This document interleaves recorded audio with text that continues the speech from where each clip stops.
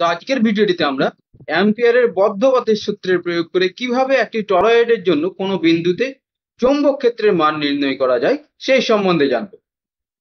তাহলে প্রথমে আমাদেরকে জানতে হবে টরয়েড সম্বন্ধে, অর্থাৎ টরয়েড কি বা টরয়েড কেমন দেখতে হয় বা কিভাবে সেটিকে তৈরি করা হয়।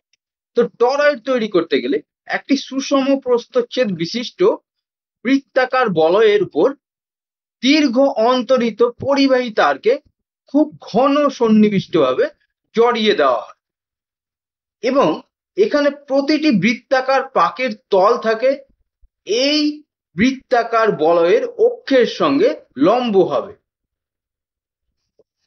তাহলে টরয়েড হলো বৃত্তাকার বলয়ের গায়ে জড়ানো দীর্ঘ অন্তরিত কুণ্ডলীকৃত পরিবাহী তার, যার প্রতিটি তল অক্ষের সাথে লম্বভাবে আছে। অর্থাৎ টরয়েড বলতে এই বৃত্তাকার বলয়টিকে বোঝায় না, বোঝাচ্ছে এই কুণ্ডলীকৃত পাকগুলিকে। এবং আমরা যদি একটু ভালোভাবে দেখি, এটি হচ্ছে একটি বিশেষ ধরনের সলিনয়েড, কারণ সলিনয়েডও তৈরি করা হয় একটি চোঙের গায়ে বৃত্তাকার পাকের আকারে দীর্ঘ অন্তরিত পরিবাহী তারগুলিকে পাকিয়ে দিয়ে। এক্ষেত্রেও চোঙের অক্ষের সাথে বৃত্তাকার পাকের তলগুলি থাকে লম্বভাবে এবং একটি দীর্ঘ সলিনয়েডকে যদি আমরা বাঁকিয়ে দিয়ে দুটি প্রান্তকে যোগ করে দিই তাহলেই সেটি টরয়েডের আকার নিয়ে নেয়। অর্থাৎ আমরা বলতে পারি যে টরয়েড হচ্ছে একটি বিশেষ আকারের সলিনয়েড, বা আমরা টরয়েডকে বলতে পারি প্রান্তহীন সলিনয়েড, কারণ সলিনয়েডের দুই প্রান্তকে জোড়া লাগিয়ে দিলে একটি টরয়েডের আকার নিয়ে নেয়। সেক্ষেত্রে তাহলে সলিনয়েডের আর কোনো প্রান্ত থাকে না। এখন এই তড়িৎ পরিবাহী তারের মধ্যে দিয়ে তড়িৎ প্রবাহ হলেই বিভিন্ন বিন্দুতে চৌম্বক ক্ষেত্রের মান কত হবে তা অ্যাম্পিয়ারের বদ্ধপথের সূত্র প্রয়োগ করে আমরা নির্ণয় করব। তো এক নম্বর হচ্ছে এই এ বিন্দুতে, অর্থাৎ টরয়েডের ফাঁকা জায়গায় চৌম্বক ক্ষেত্রের মান কত হবে সেটি নির্ণয় করব। দুই নম্বর হচ্ছে বি বিন্দুতে, অর্থাৎ টরয়েডের বাইরে ফাঁকা জায়গায় কত হবে চৌম্বক ক্ষেত্রের মান তা নির্ণয় করব। আর তিন নম্বর হচ্ছে এই সি বিন্দুতে টরয়েডের মধ্যে চৌম্বক ক্ষেত্রের মান কত হয় তার পরিমাণ নির্ণয় করব অ্যাম্পিয়ারের বদ্ধপথের সূত্র প্রয়োগ করে। তো প্রথমে আমরা এ বিন্দুতে চৌম্বক ক্ষেত্রের পরিমাণ নির্ণয় করব যদি এই টরয়েডের মধ্যে দিয়ে আই পরিমাণ তড়িৎ প্রবাহ হয়, অর্থাৎ টরয়েডের মধ্যে ফাঁকা জায়গায় চৌম্বক ক্ষেত্রের পরিমাণ কত হতে পারে। তো এখন ধরে নিচ্ছি আমরা প্রতিটি পাকের মধ্যে দিয়ে তড়িৎ প্রবাহ মাত্রা হচ্ছে আই এবং এই টরয়েডের মধ্যে মোট পাক আছে এন পরিমাণ। তো এখন এ বিন্দুতে চৌম্বক ক্ষেত্রের পরিমাণ নির্ণয় করতে গেলে অ্যাম্পিয়ারের বদ্ধপথের সূত্রের প্রয়োগ করে আমাদেরকে এ বিন্দু দিয়ে একটি বদ্ধ লুপ অঙ্কন করতে হবে। তাহলে এখানে আমরা একটি বৃত্ত অঙ্কন করব। তাহলে অ্যাম্পিয়ারের বদ্ধপথের সূত্রের নিয়ম অনুযায়ী আমরা লিখতে পারি closed integral B dot dl সমান মিউ জিরো আই এনক্লোজড। এখানে এই বৃত্তাকার লুপটি হচ্ছে অ্যাম্পিয়ারের বদ্ধপথ এবং এর মধ্যে দেখো কোনো প্রকারের কোনো তড়িৎবাহী তার নেই বা কোনো প্রকারের তড়িৎ প্রবাহ হচ্ছে না। তাহলে আই এনক্লোজের মান হবে 0। অর্থাৎ এখানে আই এর মান যদি 0 হয় তাহলে এই ইন্টিগ্রালের মানও আসবে 0, অর্থাৎ বি এর মান হবে 0। তাহলে টরয়েডের মধ্যে দিয়ে যখন তড়িৎ প্রবাহ হবে, টরয়েডের মধ্যে এই ফাঁকা জায়গায় যে কোনো বিন্দুতে চৌম্বক ক্ষেত্রের মান হবে 0। তো এবার আমরা বি বিন্দুতে, অর্থাৎ টরয়েডের বাইরে ফাঁকা জায়গায় চৌম্বক ক্ষেত্রের মান কত হবে অ্যাম্পিয়ারের বদ্ধপথের সূত্র প্রয়োগ করে নির্ণয় করব। এখানেও এই বিন্দু দিয়ে একটি বৃত্তাকার লুপ অঙ্কন করতে হবে। তাহলে এটি হচ্ছে অ্যাম্পিয়ারের বদ্ধপথ। এখন অ্যাম্পিয়ারের বদ্ধপথের সূত্র অনুযায়ী আমরা লিখতে পারি closed integral B dot dl সমান মিউ জিরো আই এনক্লোজ।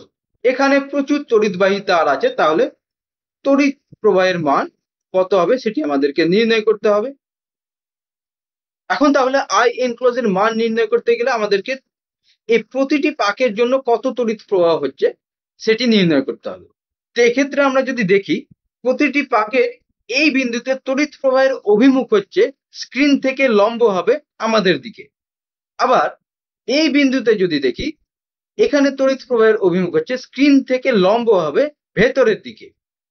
তাহলে প্রতিটি পাকের ক্ষেত্রে একই রকম ভাবে তড়িৎ প্রবাহের অভিমুখ হবে এই বিন্দুগুলিতে স্ক্রিন থেকে লম্ব হবে আমাদের দিকে, এবং এই বিন্দুগুলিতে হবে স্ক্রিন থেকে লম্ব হবে ভেতরের দিকে, অর্থাৎ পরস্পর বিপরীতমুখী এবং সমান মানের তড়িৎ প্রবাহ হচ্ছে, অর্থাৎ আই পরিমাণ তড়িৎ প্রবাহ হচ্ছে। তো আমরা দেখেছিলাম অ্যাম্পিয়ারের বদ্ধ পথের মধ্যে মোট কত পরিমাণ তড়িৎ প্রবাহ হচ্ছে সেটি হিসাব করতে হয়, এবং সেক্ষেত্রে তড়িৎ প্রবাহের অভিমুখ পরস্পর বিপরীতমুখী হলে একটিকে প্লাস ধরতে হবে আর একটিকে মাইনাস ধরতে হবে। তাহলে এক্ষেত্রে এই দিকটিকে আমরা যদি প্লাস ধরি, এই দিকটি হবে মাইনাস, তাহলে হয়ে যাবে তড়িৎ প্রবাহ অর্থাৎ মোট তড়িৎ প্রবাহ আই মাইনাস আই অর্থাৎ শূন্য। প্রতিটি পাকের ক্ষেত্রেই তাই হবে, অর্থাৎ এই বদ্ধ পথের মধ্যে মোট পরিমাণ তড়িৎ প্রবাহ হবে শূন্য পরিমাণ। তাহলে মোট তড়িৎ প্রবাহ শূন্য হওয়ার ফলে এখান থেকে আমরা পাচ্ছি শূন্য, অর্থাৎ ক্লোজড ইন্টিগ্রালটির মান হচ্ছে শূন্য।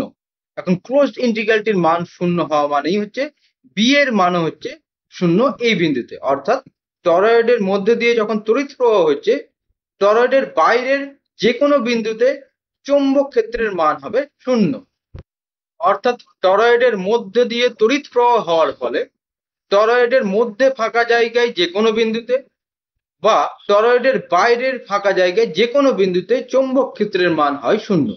তো এবার আমরা টরয়েডের মধ্যে যে কোনো বিন্দুতে চৌম্বক ক্ষেত্রের মান কত হবে সেটি নির্ণয় করব অ্যাম্পিয়ারের বদ্ধ পথ সূত্র প্রয়োগ করে। এখন তাহলে সি বিন্দুতে একটি বৃত্তাকার লুপ অঙ্কন করতে হবে, এবং এই বৃত্তাকার লুপের মধ্যে যতটুকু তড়িৎ প্রবাহ হচ্ছে সেটি হচ্ছে আই এনক্লোজ, এবং অ্যাম্পিয়ারের বদ্ধ পথের সূত্র থেকে আমরা লিখতে পারি closed integral B dot dl সমান মিউ জিরো আই এনক্লোজ।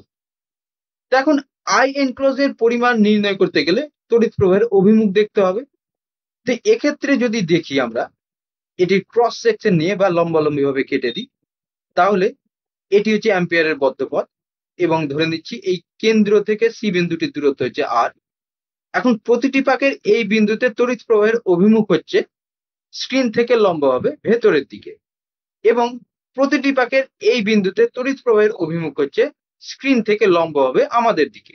কিন্তু বদ্ধ পথটি আছে এত দূর পর্যন্ত, এর বাইরে যে পরিমাণ তড়িৎ প্রবাহ হচ্ছে সেটিকে গ্রাহ্য করা যাবে না আই এনক্লোজ এর মধ্যে।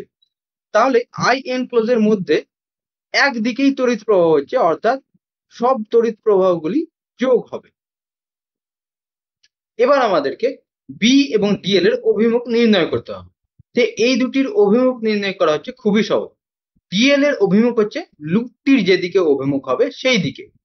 এখন লুপের অভিমুখ আমরা যেদিকে খুশি সেই দিকে নিতে পারি, হয় ঘড়ির কাঁটার দিকে বা ঘড়ির কাঁটার বিপরীত দিকে।